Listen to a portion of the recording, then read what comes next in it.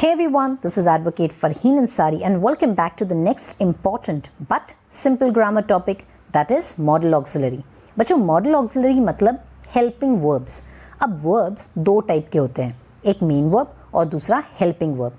Main verb मतलब main action like eating, cooking, drawing, reading, etc. वही helping verb includes is, am, are, was, were, have, has, etc. आज का हमारा topic है model auxiliary, जहाँ हम सीखेंगे important model auxiliary and its function. So let's get quickly started. सबसे पहला है कैन. बच्चों कैन एक सेंटेंस में क्या इंडिकेट करता है? Well, if I give you a sentence I can do this, इस सेंटेंस में कैन क्या इंडिकेट कर रहा है? यहाँ कैन इंडिकेट कर रहा है एबिलिटी टू डू, या फिर आप कह सकते हो कैपेसिटी. वही कैन का एक और फंक्शन है which is called as request. Supposedly if I give you a sentence called can you help me in my project, अब यहाँ कैन जो है वो रिक्वेस्ट का काम कर रहा है. तो बच्चों कैन के ये फंक्शंस है जो आपको याद रखने हैं.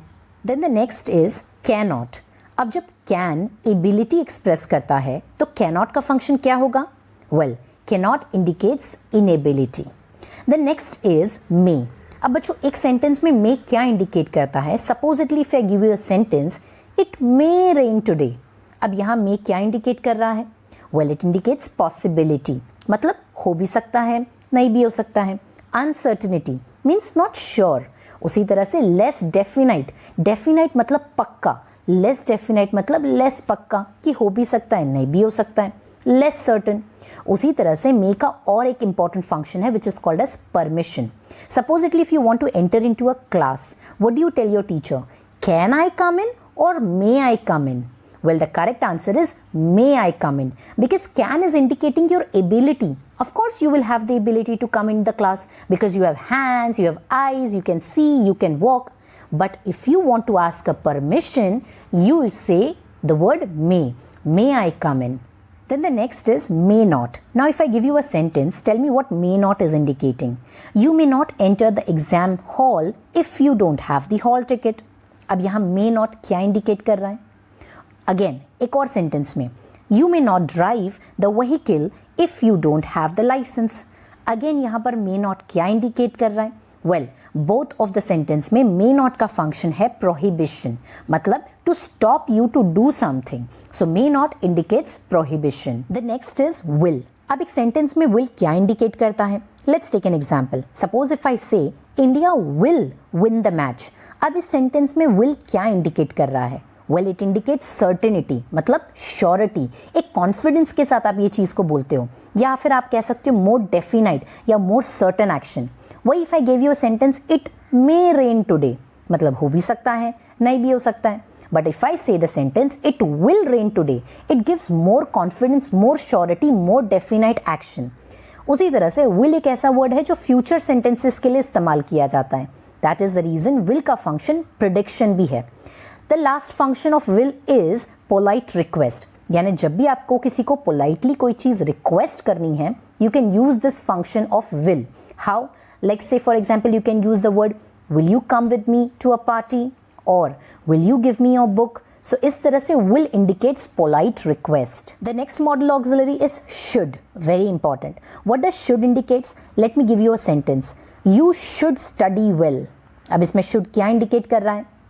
Well, it indicates advice that you should do this thing. Or if I say you should obey your parents, it's a suggestion or maybe a duty. तो should का function है advice, suggestion और duty. The next modal auxiliary is must. Now, what does must indicate in a sentence? Let me give you a sentence. You must score well in your exam. अब यहाँ must क्या indicate कर रहा है? Well, must indicates compulsion. Okay? और obligation. Obligation is nothing but duty और अ strong determination. कोई चीज़ बहुत ही ज़्यादा आजिज़ी के साथ अगर कही जाती है तो you can use the word must. जैसे you must come to my house, I really want you to come to my house. It indicates a strong determination, तब हम यूज़ कर रहे हैं यहाँ पर must. The next modal auxiliary is would. It is very simple. जब भी आपको कोई पास्ट टेंस में सेंटेंस लिखना है, you can use this word would. Similarly, used to, again, it indicates the same function, action in past. Whenever you want to write something in past tense, you can use this word used to. For example, I used to stay in Mumbai, but now I am shifted to Bangalore. The next modal auxiliary is have to, has to, had to. ये तीनों modal auxiliary का function एक है, that is obligation. Obligation मतलब duty. For example, I have to make my parents proud. Now यहाँ have to indicates an obligation or a duty that you have to perform. The next modal auxiliary is need to. अब need to indicates necessity. जैसे there is a need to wear mask to protect yourself. So here need to is indicating a necessity. The next modal auxiliary is ought to. Now ought to ऐसा modal auxiliary है जो obligation बताता है लेकिन moral obligation means societal obligation. For example, you ought to respect women. You ought to keep your city clean. So here ought to indicates moral obligation. The next modal auxiliary is dare to. अब truth and dare तो आपने खेला ही होगा. Truth मतलब सच and dare means to show courage. बच्चों model auxiliary and उसके functions आपके दिमाग में फिट होने चाहिए, इसलिए ये टेबल को अपने बुक में अच्छी तरह से कॉपी करके एक बार रीड कर लेना ताकि ये फंक्शंस आपके दिमाग में फिट रहे, तभी आपको सेंटेंसेस आसानी से सॉल्व करने में हेल्प होगी. Now let's understand how to solve this by way of few example. The first sentence is you must attend the function. Use modal auxiliary showing necessity. अब क्वेश्चन बोल रहा है कि ऐसा मॉडल ऑक्सिलरी यूज करो जो necessity indicate करता है. बच्चों जल्दी से सोचो, नेसेसिटी कौन सा मॉडल ऑक्सिलरी इंडिकेट करता है? Well that is need to. तो उस तरह से सेंटेंस में ऑलरेडी एक मॉडल ऑक्सिलरी दिया हुआ है मस्ट, बस इसको निकाल के यहाँ नीड टू यूज करके सेंटेंस एज इट इज लिखने का, यानी आपका आंसर बनेगा you need to attend the function. और जो मॉडल ऑक्सिलरी आपने यूज किया है आप उसे क्या करेंगे? अंडरलाइन करेंगे. Now the second sentence, happiness can not be bought in cash. यहाँ क्वेश्चन है use modal auxiliary showing advice. अब कौन सा मॉडल ऑक्सिलरी एडवाइस इंडिकेट करता है? Well the answer is should. अब यहाँ सेंटेंस में ऑलरेडी एक मॉडल ऑक्सिलरी दिया हुआ है कैन नॉट. अब इसी को रिप्लेस करके हम लोग यूज करेंगे शुड. क्योंकि सेंटेंस नेगेटिव है तो आपका मॉडल ऑक्सिलरी भी नेगेटिव होगा, यानी आप यूज करोगे should not. So the answer will be happiness should not be bought in cash. Let's move on to the third example. Now the third example is A child will fearlessly try new things. यहाँ ऐसा model auxiliary use करना है जो indicate करता है possibility. कौन सा model auxiliary possibility indicate करता है? मे. अब यहाँ ऑलरेडी एक मॉडल ऑक्सिलरी दिया हुआ है विच इज विल, बस इसको रिप्लेस करके आप लिखो may. The answer will be a child may fearlessly try new things. और यहाँ मे जो आपने यूज किया है उसे आप क्या करेंगे? Underline. The next is India witness the highest population. यहाँ बोला है use modal auxiliary showing more certain. Which model auxiliary shows more certain? The answer is will. Correct. अब इस क्वेश्चन को अगर आप देखोगे तो यहाँ कोई भी मॉडल ऑक्सिलरी यूज्ड नहीं है, तो क्योंकि यूज नहीं है कोई बात नहीं, हम विल को इंसर्ट करेंगे, यानी कि answer will B India will witness the highest population.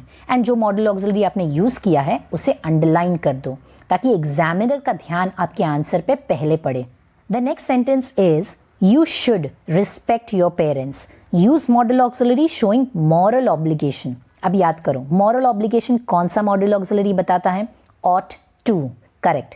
अब यहाँ सेंटेंस में ऑलरेडी एक मॉडल ऑक्सिलरी दिया है शुड, बस इसको रिप्लेस करके ऑट टू लिख दो, यानी आपका सेंटेंस रहेगा you ought to respect your parents. और जैसे मैंने कहा आंसर लिखने के बाद उस मॉडल ऑक्सिलरी को आप हाईलाइट करके अंडरलाइन कर दो पेंसिल से. तो बच्चों ऐसे कैटेगरी ऑफ क्वेश्चंस आपको एग्जाम्स में मॉडल ऑक्सिलरी पे पूछे जाएंगे. ये हो गई first category of questions. Now let's move on and understand the second type of questions that can come on model auxiliary के टॉपिक पे. अब नेक्स्ट टेबल जो हम पढ़ेंगे वो है मॉडल ऑक्सिलरी एंड रिप्लेसमेंट. बच्चों यहाँ पर आपको एग्जाम में एक वर्ड मॉडल ऑक्सिलरी का सेंटेंस में दिया होगा और ब्रैकेट में लिखा होगा remove this model auxiliary.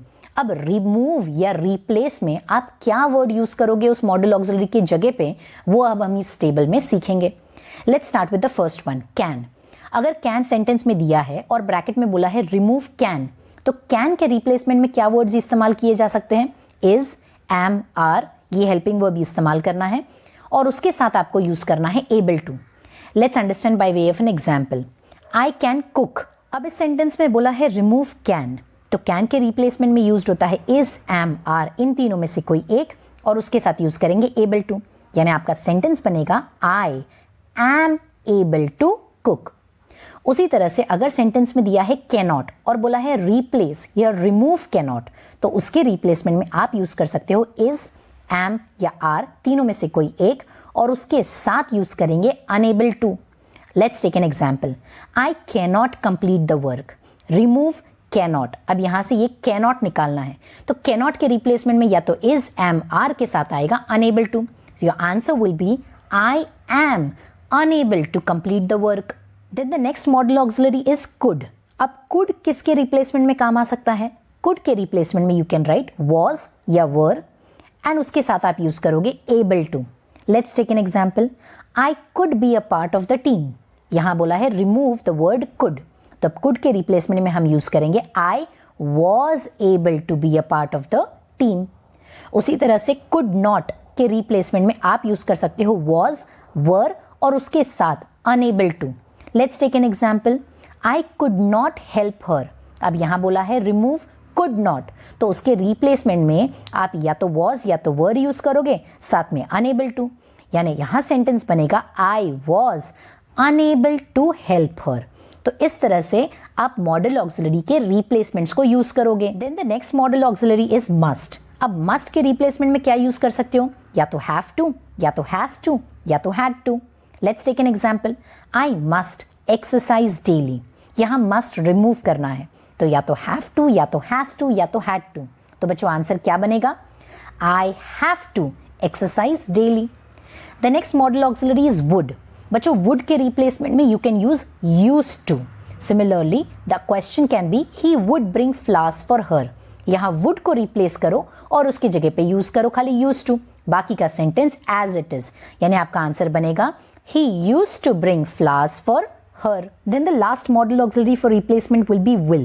Will के replacement में you can use is, am, are, और उसके साथ verb जो दिया रहेगा उसको आप ing में convert करो।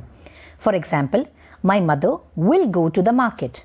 अब यहाँ पर ये word will इस्तेमाल किया गया है, इसके साथ जो verb है वो है go, तो will के replacement में हम यूज करेंगे is, am, are, और verb को हम बना देंगे ing, यानी your answer will be My mother is going to the market. तो बच्चों ये है मॉडल ऑक्सिलरी एंड रिप्लेसमेंट्स। तो बच्चों this is all about modal auxiliary. Modal auxiliary के लिए you have to remember 2 tables, number 1 function वाला टेबल एंड नंबर 2 रिप्लेसमेंट वाला टेबल। अगर ये 2 टेबल आपके दिमाग में फिट है तो मॉडल ऑक्सिलरी आपके लिए एकदम ईजी है। For more practice question on English you can connect me on my Telegram group, of which the link and the name is provided in the description below. For any queries on English, you can connect me on Facebook under this name or on Instagram under this name. I hope you've understood this topic effectively. Do let me know in the comments below. Until we meet next time, thank you everyone. Bye-bye.